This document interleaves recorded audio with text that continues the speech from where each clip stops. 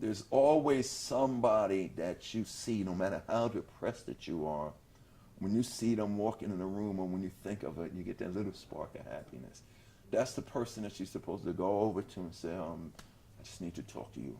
Just say, I need to talk to you, I need to tell you this. You sit down with that person and you tell them how you feel. 99% of the time, when you release it to your therapist or somebody you know, I always tell the kids, it might not be your brother, it might not be your sister, it might not be your mother and father, but you might like the librarian that you see every Wednesday. You go up to Miss McGillicuddy and say, Miss McGillicuddy, can I just speak to you for a minute? And she'll say, oh, sure, Charlie, but, well, I'm feeling like this. 99% of the times, those people that you do tell, no matter, to all you depressed people, no matter who you do tell, 99% of the times, two things happen. Oh, my God, I feel like that too. Or, oh, my God, my sister or my daughter or my father is going through that. So that being said, when I came out of therapy, and I started talking, how the book came about was, for the last 10 years, my partner Run, has had these successful reality shows. He's always on TV. Him, Diggy, the family, and Vanessa, and Russell, and Kamar, and all that. So, as I'm traveling the world, I would get these two questions. Why you ain't on Run's house? And what's up with you? You know what I'm saying? And I would politely and sincerely ask, like, on my records, I always told you all the good things that Darryl is going through. So I take the whole thing of hip-hop, keeping it real, to tell you all the truth. So I would just tell people, they would go, DMC, what's up with you? What's up with you? I would go, I just got out of therapy.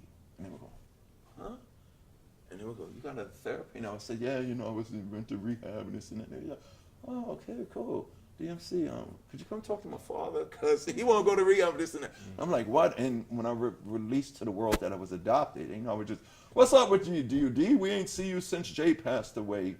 Well, I just found out that I was adopted at age 35, and everybody in my family knew, and the doctors, really? Can you come talk to my daughter? We just told her that she's 7 years old. I'm like, what? So I realized by me talking about what I was going through, even though it was, a crazy, so-called perceived crazy situation, it was helping people, because everybody I revealed to that I was in therapy or rehab and I was suicidal had somebody that they knew. And they probably was like me. My friend was only Jim Beam. These people don't know what the hell to do. So I realized that by me releasing, telling people how I was really feeling, whether it was good and bad, was not only good for me, it was good for other people in that same situation. And that's what led to me, doing the book. And after going to, visit kids and visit, I started getting calls to come to substance abuse agencies, group homes, foster care agencies, and adoption agencies. And I would go just sit and talk just like I'm doing in front of y'all. And all those people would go, you need to write a book. You need to write. So after the gazillionth time of somebody telling me to write a book, I decided to write the book, because I realized by me speaking about all of this stuff that I went through, there's a multitude of other people going through the same thing that I'm going through that don't have no outlets. They're not going to turn to Jack Daniels and Jim Beam. And if they don't deal with it, their only other out is suicide. I discovered something talking to foster kids. A lot of the foster kids that's in group homes, a lot of the foster kids going through traumatic lives. I'm talking about the foster kids that are going through the horrible situation. Foster care is great. There's a gazillion great stories about kids going through foster care and becoming successful. I'm talking about the gazillion that's not going through the right thing. But to make a long story short, a lot of these kids, and I relate it to me when the Down with the King thing happened, a lot of these kids have something in them that the Bible and the therapy books that they're putting in the kids is not addressing. So when the kids can't express that feeling, no matter, I tell dudes, the roughest dudes, man, you can cry. If you feel like crying, you can cry. And they look at me, I could cry, DMC. They look at me and shit, and they start crying. But three things happen to you when you don't release your feelings. And for these foster kids is, one of the things that they do is, when I go to these group homes, they always go, yo, D, stay away from that girl or that dude up there, because they're very violent. But there's something in them that's being held in there that they're just reaching out and attacking other people, but they're not really violent. It's that feeling, and they're causing them to be that. Or if they don't want to hurt other people, they hurt themselves through substance abuse, the cutting thing, or the girls running around sleeping with everybody. And if you don't want to hurt anybody and you don't want to hurt yourself, your only other option is suicide. I just want to leave this way. So I look at their situations, and a lot of times when me and Sheila go around and talk to these kids, you know, they don't never get asked the question of, how you feeling today and what do you want to be? What do you want to be in life? They just give the foster kids this curriculum. Like, I was given a curriculum.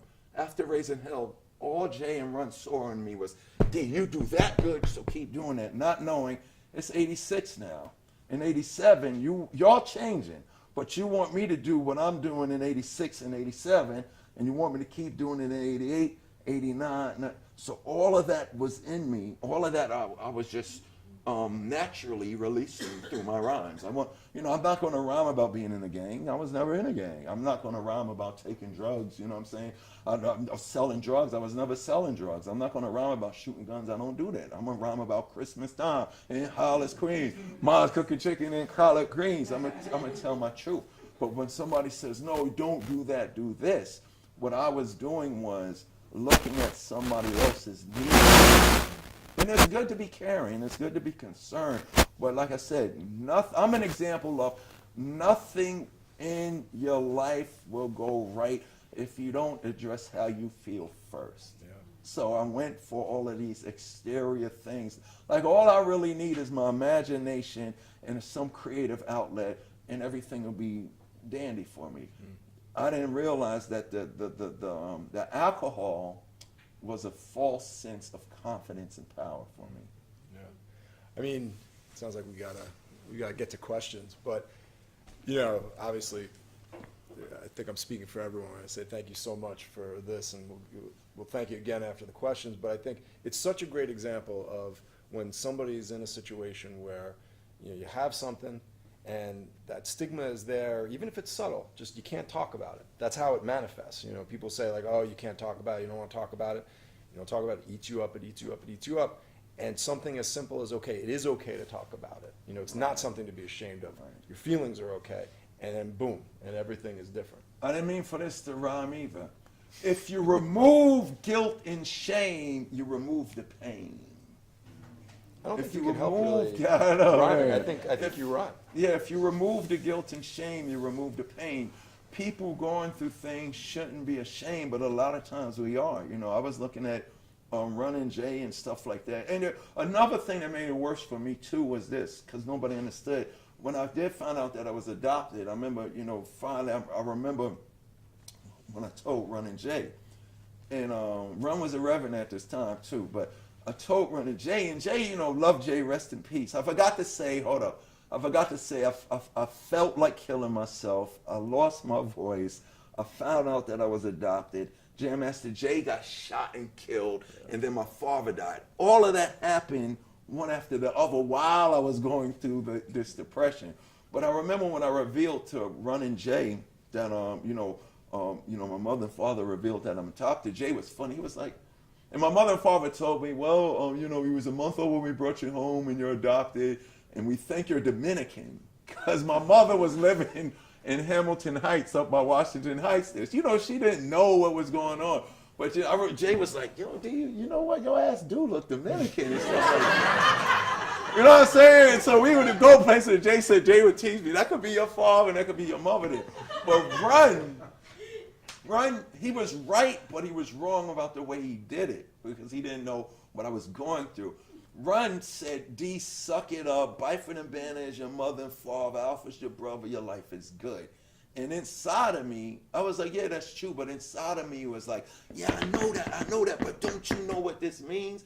So right then and there, besides me feeling like killing myself, now I've got this adoption thing.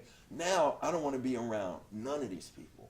I don't want to be. That was one of the reasons I would always ask Eric. There was always a reaction from people not feeling what I was going through that forced me to go to another hotel by myself. And what I wanted to say by that earlier was, Now I'm doing the thing that a lot of suicidal people do. It's the isolation thing. So now I'm not around running Jay and them because I'm feeling this. They don't understand what I'm feeling. But now I'm laying in a hotel room by myself, telling myself I don't want to live no more. And that isolation feeling intensifies the thought of I don't want to live through this anymore.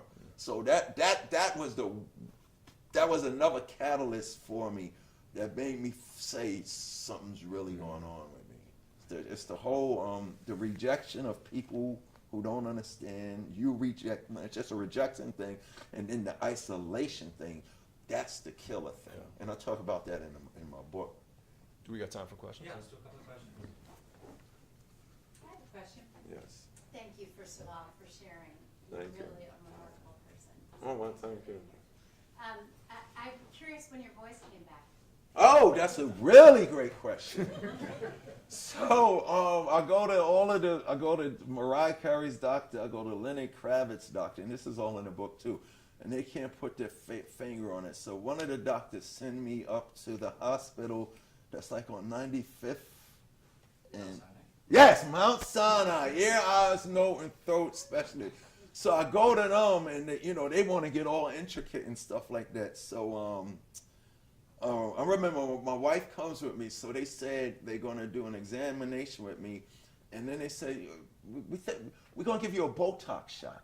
So they wanted to give me a Botox shot because, no, this was after that. I go to Mount Sinai, and they do all these examinations on me, and then remember, the throat doctor says there's nothing wrong with your vocal cords. So this is where it gets deep into emotions. And Mount Sinai, they come into the room after doing all these tests. I had to do speech therapy and all of it.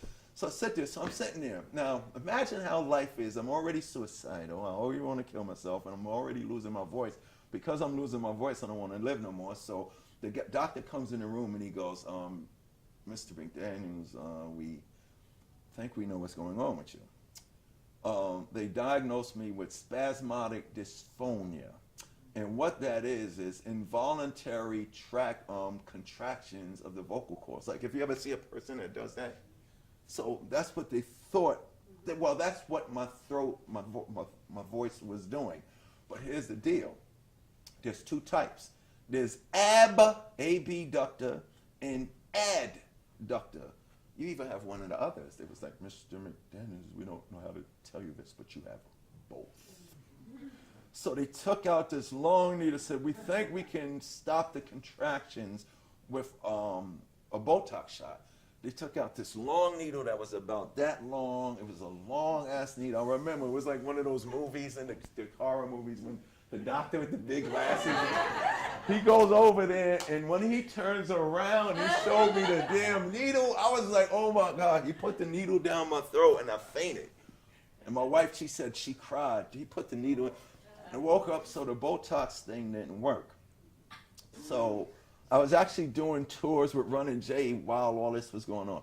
But to make a long story short, when I got out of rehab and therapy, I started doing what the therapist telling me, telling truth and this and that, boom, bang, and my voice just came back. So it was like I said, what was going on internally manifested itself physically. But as soon as I started releasing those feelings and acknowledging those emotions, you know what I'm saying? Not only was I depressing myself, pushing me closer to the suicide, everything that I was doing spiritually and emotionally manifested itself physically. The voice came back when I stopped drinking, went back to my comic books. I put out a comic book 3 years ago. DMC, Darryl Makes Comics is the name of my thing. When I went back to my source, everything aligned itself back perfectly. Now, that being said, to this day, I don't get scared of it no more because it helps me realize what I have to do. I'm just an example that you can beat and defeat whatever it is that you're fighting against. That's when I may not have the answer for everybody and this and that. All of our stories are different, but it's down at the core root, you know what I'm saying? For me, especially with the suicide thing, I love Nirvana. I think about what Kurt Cobain was going through. I love Robin Williams, and I got to think about what he's going through. Like I talked about you earlier, Tim Armstrong of Rancid. I was in the studio. He's producing me on his album. I was in the studio with him one time, and his phone rang, and he was like, I got to take this phone call. And I was like, okay, cool. But he's trying to be polite to me. No, DMC, I don't want to be disrespectful. I'm saying, I'm just Darryl. He's thinking, this is DMC, I don't want to be rude. And he said, I got to take this phone call. So he goes to take the phone call. Then he come back in the room, and he says, you know who that, the reason why I had to take this phone call? I was like, come on, dude, let it go. Could have been your girlfriend, I don't care. But he was like, that's Robin Williams on the phone. Tim Armstrong was Robin Williams' sponsor at AA. And I was like, yo, Robin Williams. He was like, yo, Robin Williams calls me when he needs to talk, which is a beautiful family. Tim was hurt when Robin passed away. But what I wanted to say was I'm just an example of what we can do to defeat, to not continue to go down that cavern of suicide and depression and all of that. I think, Dwight, you had a question? Yeah, I did. And big fan. Thank you, Definitely thank down you. with King. Thank you. I work a lot with men and trying to get the word through to men to be more open and talk about their feelings. What is it that Ron and Jay could have done to get you to be more open? Oh, What good you- question. Well, I talk about this in the book too. Sometimes the other people on the other side don't know what to do either. I don't know what they could have done. What I forgot to say was I remember one of the big catalysts with the whole Ren and Jay issue was this. This was before Down went to King. Before Pete Rock said, D, you don't got to be Jay-Z, Eminem, you just be you. And I came with it, my style. Before Down went to King on the Back from Hell album.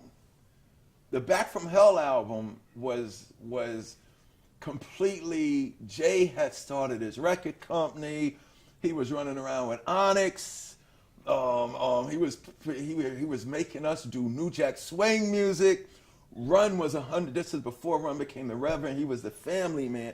I was just out in limbo because I had to sit around and wait till they was ready. Run already had 3 kids by then. Jay was running around, so I would just be in DMC. So during that time, all I was doing was sitting around drinking my 40s and stuff like that. But to make a long story short, when it came time to do the Back from Hell album, this is what happened, and this is what really killed me. I came up with an idea for a song, and I remember I went to Eric in Paris at EPMD, and I was like, because you had Big Daddy Kane out, you had Rakim out, hip hop was really changing. But I'm a little kid. Every time something happened, it was a catalyst for me to create. So, make a long story short, I was prepared for Kane and Rakim. I'd have battled them all by myself because I was pretending to be this superhero guy. But make a long story short, I had wrote this song. And I remember we went to the studio and I ran to Run and Jay like a little kid. Yo, hey guys, guess what? I got this idea. And I said my idea. And Jay and Run looked at me and said, man, get that bullshit out of there. We ain't doing that. And it hurt real bad. But all I did was I talked about this in the book. I remember folding on my little rhyme. I was hurt, put it in my back pocket. And then I went on to make the Back from Hell album with that. Not knowing that thing was one of the catalysts that was pushing me down to depression, pushing me down there. What they could have did differently, I don't think they knew any better because at the time I was hiding it. You know what I'm saying? I didn't say, I never told them how I was feeling. You know what I'm saying? The only time that they knew something was going on with Darryl was when I said, yo, I just found out that I was adopted. We had that little discussion. But when Run reacted the way that he did, you know what I'm saying, pushed me away from them. What people can do in those situations is instead of looking like at the he or she, instead of looking at that person like they're weird, crazy, insane, all those words that you use, is to say, well, really, tell me why. Yo, what's up with that? What's making you... Because we never say, we always say, don't feel like that and don't act like that. Your DMC, you shouldn't feel. you shouldn't feel or don't feel, but I do. I do feel like killing myself. And it's nothing wrong with admitting it. It's wrong feeling like that. But it's nothing wrong with a person coming to you and say, yo, I feel like killing myself. Don't look at it like that. That's wrong. Because your reaction can be the day that you save their lives. It would never get that far for Kurt and Robin and all of them. Because Robin, they say comedians are really depressed souls, and they use the comedy to hide all of that. If we could get to the, Tim's thing was, if I could get to the root behind all of that comedy. But to answer your question, they could have reacted differently to, but see, they didn't see the big picture. See, they had a problem themselves. When Run said, Darryl, suck it up, Byford and Banner, he was looking at how great my life was on the outside. He didn't realize, Darryl, even though Byford and Banner is my mother and father, he didn't realize, they just told Darryl that he's adopted. That's some deep shit. He didn't think about what, you know what I'm saying? He was like, suck, you're DMC, you're famous, you went to Catholic school. He was looking at all of that. He looked at all of the exterior. He didn't think about the interior. I think that's one of the biggest mistakes we make as therapists, especially there's a lot of things in certain kinds of therapies where it's like, positive information, and I think we lose a lot of people for that very reason, because, I could come up with a million reasons why you should feel good, but every time I say that, you feel like, all right, you're just telling me to shut up. You're just telling me to shut up. And I think, unfortunately, we make that mistake a lot, and I think it's good for you to get that word out, because hopefully people will just be like, I'm not gonna challenge you. I'm just gonna listen, and that would be different. Right, exactly. And a lot of times, you don't even have, sometimes we as the depressed people, we don't have to leave with a solution right then and there. We just might drive you crazy because we're going to come talk to you for the rest of your life.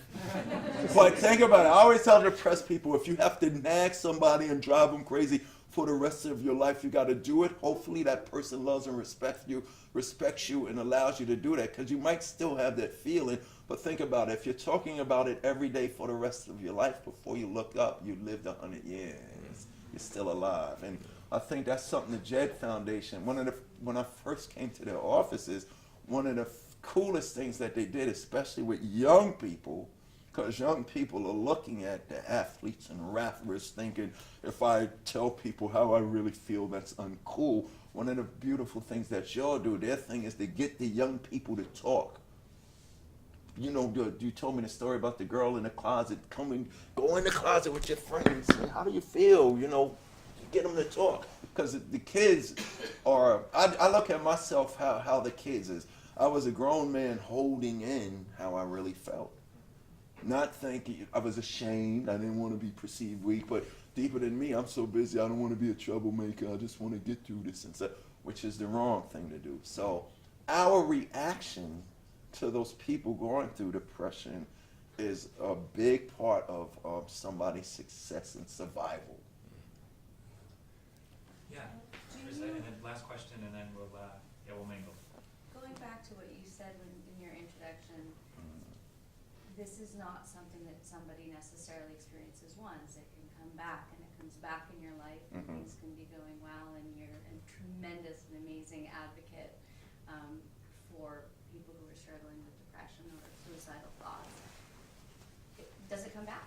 And Yes, it does. And how are you now equipped to handle when it comes back, and what can you say to people that need to understand that it will come back, or maybe it will come back?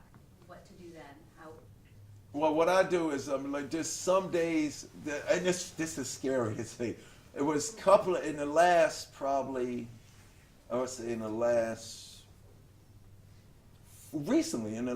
3 months, there was just days that I woke up and, I'd get up and I'd start my day and I was like, okay, I could go write some rhymes and stuff like that. And then this dread feeling would come over me where I said, I don't feel like living no more. You know what I'm saying? And I sit back and I say, okay, where is this coming from? Is this just coming because I'm tired of this same routine? Is there something else that's out there for me? But then what I always do is I say, okay, what does Darryl need to do today? And I say, okay, the first thing Darryl needs to do is get up and go to the gym and get my shake. And then Darryl comes home, I take my shower, And then by that time I realized, oh, everything is just fine. So it's a thing where, I don't know, I still get anxiety about going on stage and stuff like that. Like I still get scared to death going on stage. I'm sweating now because all of y'all in front of me. I still get that anxiety. But I will never ever turn to alcohol. Oh, to answer your question, you know what it is?